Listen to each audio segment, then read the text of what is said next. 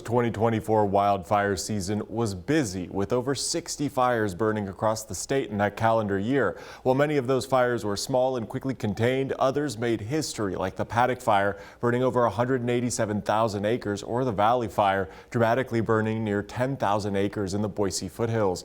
Now the Idaho Department of Fish and Game is seeking volunteers to help replant the burnt land while also protecting Idaho's native plant and animal species. All the landscape behind us here where the shrubs have burned, most of those shrubs aren't going to come back on their own very well.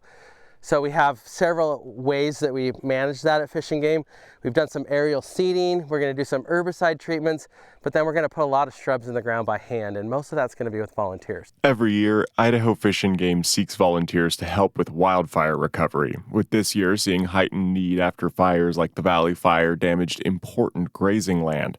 Now, as the burnt land begins to recover, much of what's growing on it is invasive. It's no stranger to most Idahoans, but we have cheatgrass on the landscape. And it's the green grass that you're starting to see come up behind us here on the fire. And unfortunately, that grass doesn't belong in Idaho. It came from Europe and Asia.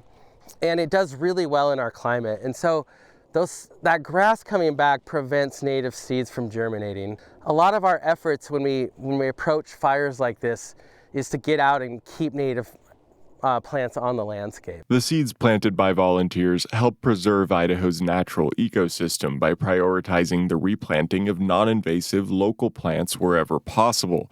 This keeps food and migration paths intact for wildlife, but also contributes to preventing mudslides and other natural disasters. If you want to get involved, Young says they need all kinds of volunteers. Volunteers come and help us plant every year for stuff like this. This year is the biggest need we've had that I've seen in my career.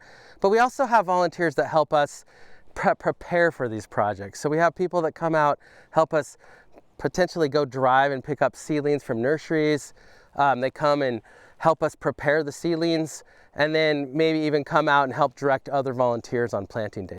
Whether you're looking to help in the Treasure Valley or just about anywhere else in the Gem State, the Department of Fish and Game has a regional volunteer coordinator that can help you find the right time to volunteer. If you're interested in learning more, click on this story on our website, idahonews.com. In studio, Dakota Castetz DJ reporting.